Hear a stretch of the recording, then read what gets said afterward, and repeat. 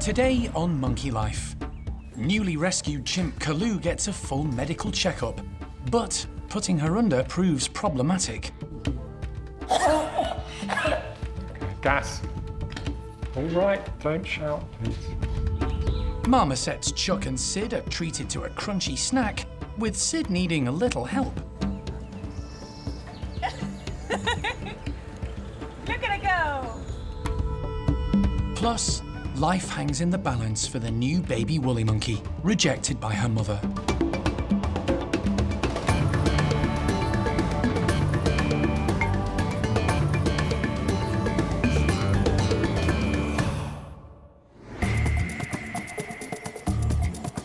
Monkey World in Dorset, buried deep in the English countryside, is the largest sanctuary of its kind on the planet. The team, led by Dr. Alison Cronin, rescue and rehabilitate abused and unwanted primates from all over the world. You just never know how it's going to work. The park provides a home for more than 260 monkeys and apes from 24 different species.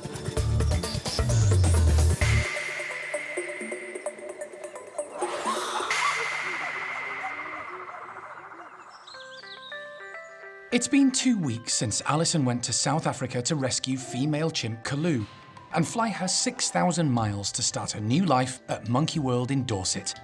And she's settling in well. I'm really pleased with her progress. She seems to be a very sort of self-contained lady in terms of her emotions and sort of just taking everything in her stride. So at least 35 years old, if not older, I would have expected her to be a little more out of sorts than she was. So really happy with her progress over the last 2 weeks. Kaloo's dramatic rescue was fraught with problems.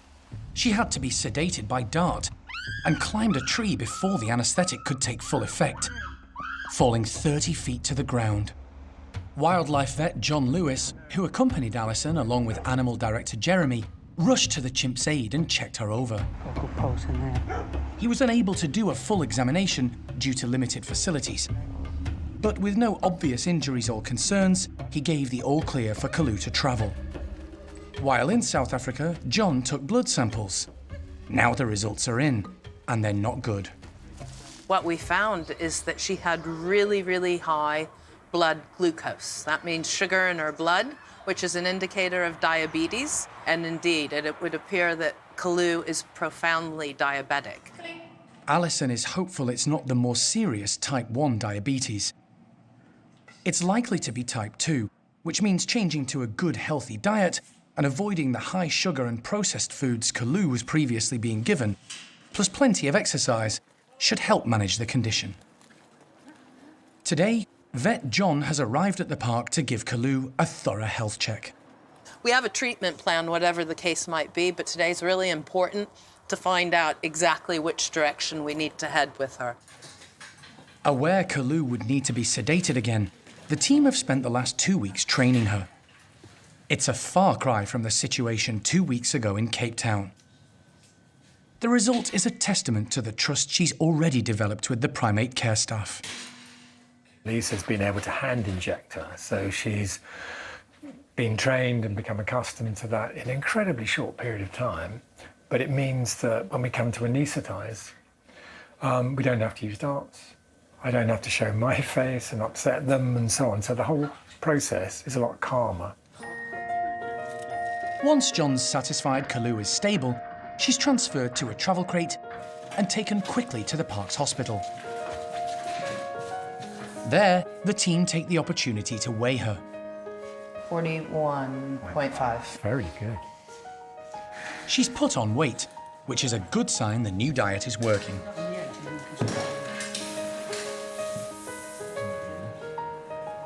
Once on the table, John intubates her to keep her airways clear and keep her anaesthetised. But during the procedure, she wakes up with a start. Okay, gas. All right, don't shout, please. Not once, but twice.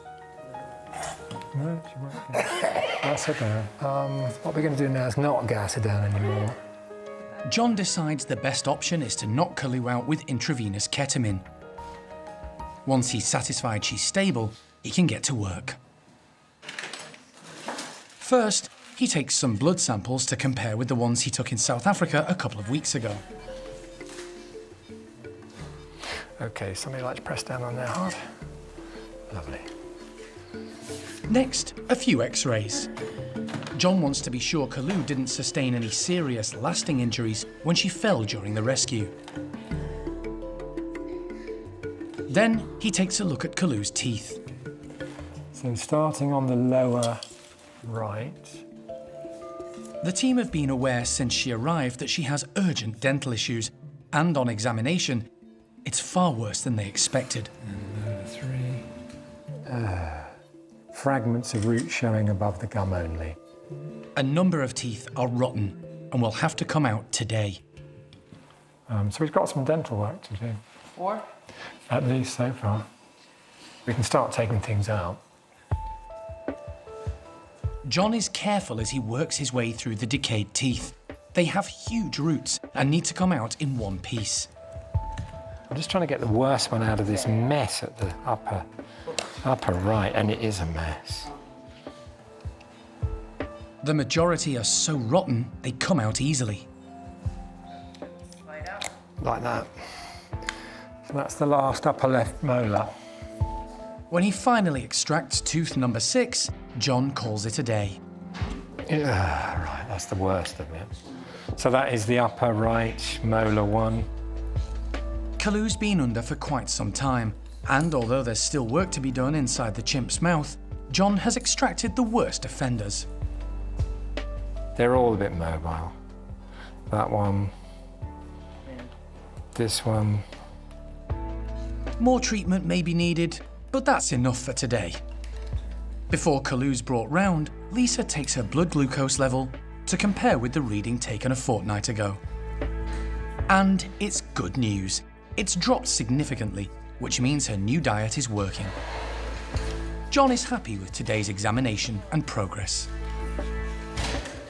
She had a lot of dental problems, and we've resolved the worst of them, which are basically molars and premolars, the cheek teeth, the back teeth, so rotten that they're sitting in a sea of infected material.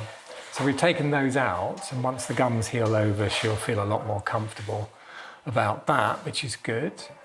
We know her blood glucose levels, which were very high when she came in, have almost halved. They're not normal yet, they're not down to that level yet, but they're improving. So all in all, I think it's quite positive for Kaloo.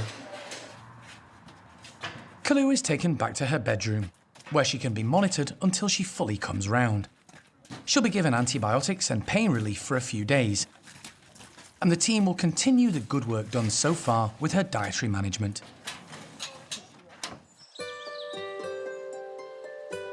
Insects make up a vital part of the diet of many of the park's primates, particularly the small monkeys. Today, common marmosets Syd and Chuck are in for a treat, which will test their coordination, speed and agility, and encourage them to hunt as they would in the wild. Hi, Chuck. Hi, Chuck. Primate care member Karen has a number of giant locusts, which she's about to put in their outside enclosure. Sometimes we get donations of the really big locusts like this, but also when we get the smaller ones in, we've been feeding them up to try and get them nice and big. Obviously they move around more, it gives the animals more to do, more enrichment, and obviously they're a bigger treat as well, so it's nice for them. Insects are high in energy and provide an important source of calcium and other nutrients. With more than 2/3 of Monkey World's primates consuming them as part of their daily diet, the team have had to start keeping them in large numbers to keep up with consumption. I think they're going to love these. We're going to just see how well Sydney does, because obviously her mobility is a little sketchy sometimes, so Chuck might get all of them, which I'm sure he will love very much, but hopefully Sydney will surprise us and she'll manage to get around and get some as well. Chuck is first out, but doesn't spot the locusts straight away, only the fixed cameras. The large insects are on the move, heading for the undergrowth. But out of the corner of his eye, Chuck spots movement.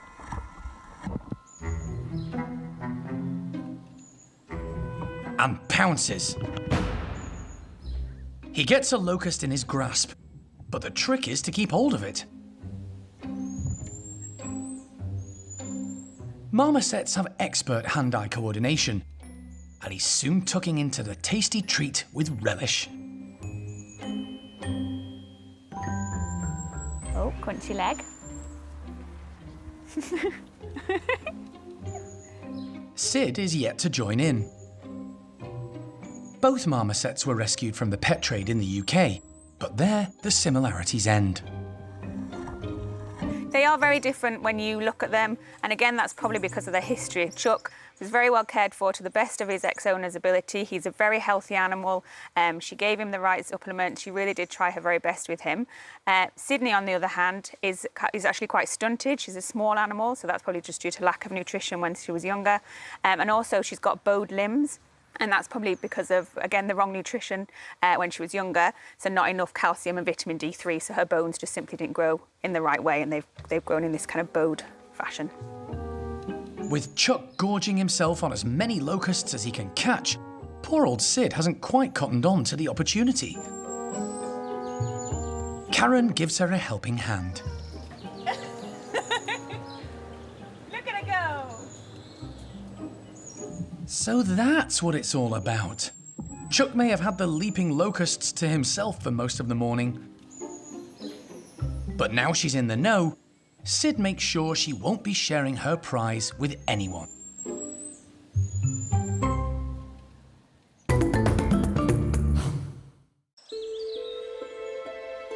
There's been tragic news for everyone at the park this morning. The 2-day-old baby woolly monkey, rejected by her mum Isla, has died. The infant, who suffered severe injuries soon after birth, had multiple seizures overnight, and Alison made the difficult decision to put her to sleep. It's a blow to the team at Monkey World, and comes at a time when the captive population of woolly monkeys around the world is under threat. Sadly, in almost all zoos and wildlife parks, they have died off. So if there's anything that we can do here as a fellow rescue center at Monkey World in order to try and work out the very best way to keep them healthy, that's where I feel our role is. We're not here to be breeding woolly monkeys for exhibition. The main priority is to learn enough about them so that we can assist those in situ so that they provide a future for individuals that are confiscated from the black market trade in country. So eventually that will come to an end. The woolly monkeys, I can't foresee surviving on into the future, even at Monkey World, because genetically, the pool's just getting smaller and smaller and smaller. There are 22 woolly monkeys at the park, made up of 3 groups, and managing them is like a massive jigsaw puzzle. One of the main difficulties is that there are far more males than females.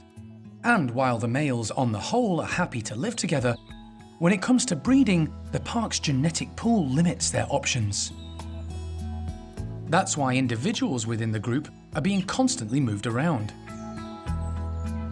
These are all of our woolly monkeys, and between the green, the blue, and the red group, we can mix and match to try and come up with the best solution for those social dynamics, while at the same time making sure that we're not putting any sons with their mothers who might go on to breed. It's a delicate balance. At this point in time, we have just an overwhelming number of boys, and as those boys grow up, they're motivated to sort of challenge to rise to the top. So there's a fair amount of woolly monkey work to be done in my head now. The park's success at caring for woolly monkeys means it's the first port of call for other centres elsewhere in the world who need help. Today, Alison is finalising a mission to a zoo in Holland who need to rehome a 10-year-old female woolly monkey called Pichua. She's living on her own following the recent death of her mate. Pichua is one of the last reproductive females left in captivity outside Monkey World.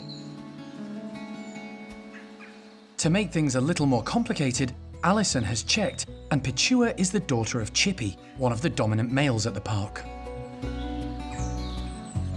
This narrows down the options of which group she can join, although there are plenty of other males looking for a female. Everybody's in agreement because we're the last place to be keeping breeding females now. So she's seen quite a few woolly monkeys come and go in her lifetime. I'm just hoping that we can provide her with a stable and good future here at the park. So big changes are afoot for the park's woolies in the coming weeks, in order to protect one of the world's most vulnerable primate species.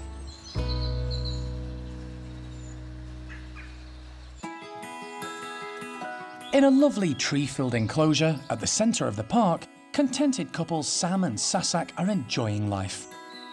The Siamang gibbon pair have been together for 9 years and are devoted to each other.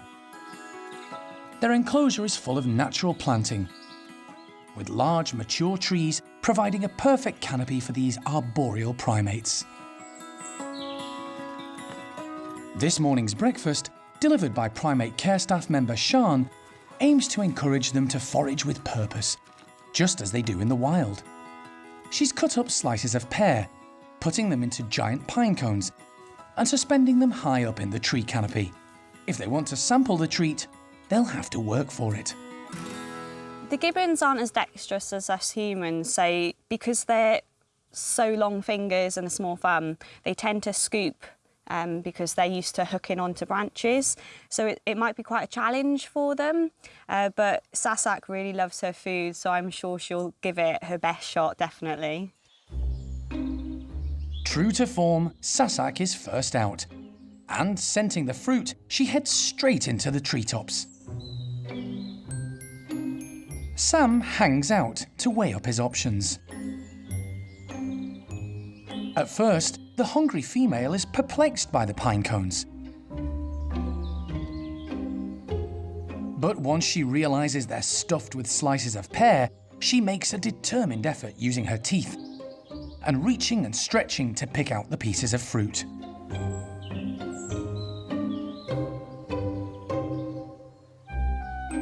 Leaving his mate searching for more accessible food, Sam heads up higher towards the more difficult to reach pine cones, suspended from a pulley feeder.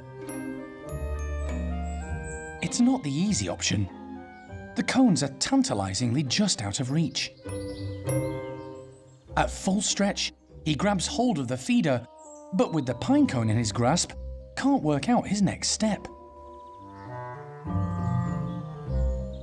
Frustrated, Sam heads further down in search of less problematic pickings. Sasak doesn't give up so easily. Hanging from a tree, with all her weight supported by just one arm, she shows Sam how it's done.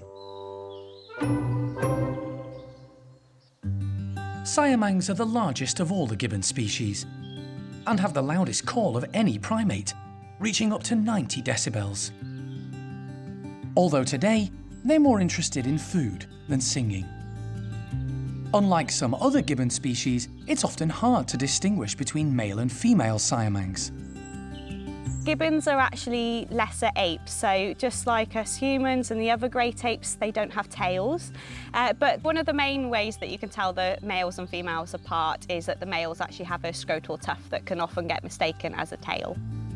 Sam and Sasak also have quite distinctive facial features, making it easier to tell them apart. For a female, Sasak is quite large, but then she does enjoy her food. With breakfast consumed, the loved-up pair head off into the trees, where there's plenty of fresh browse to keep them occupied for the rest of the day.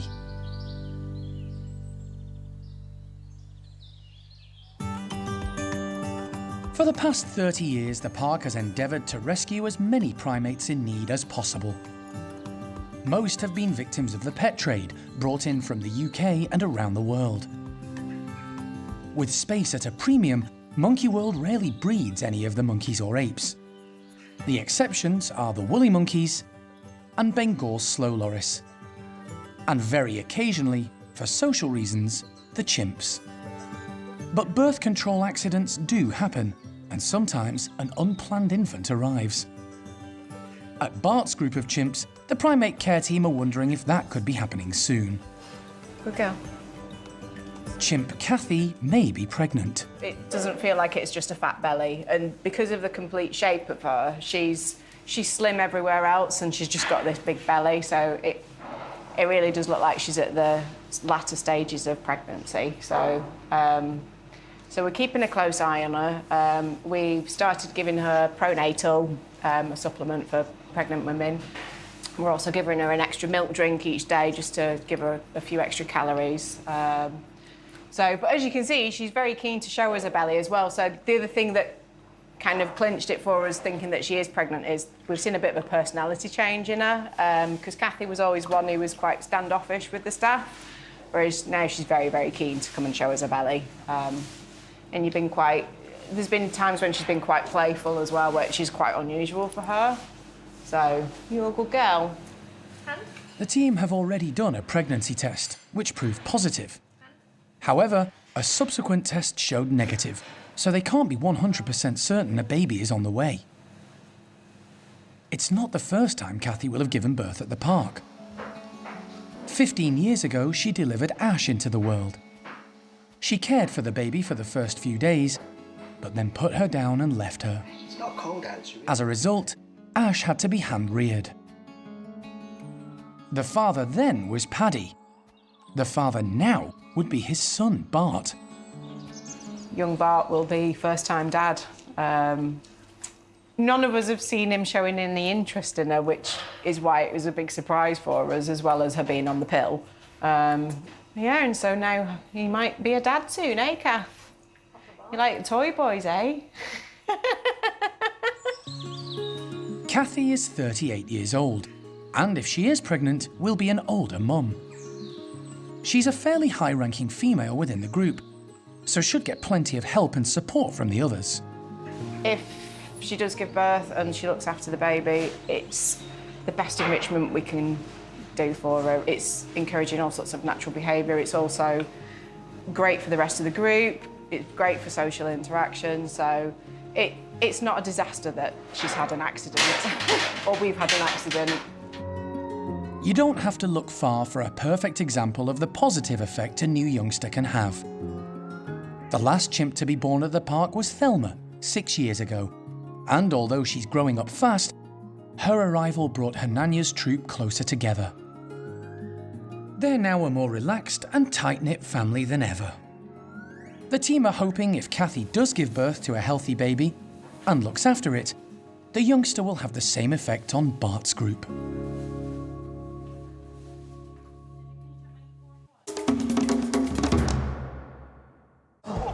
Next time on Monkey Life.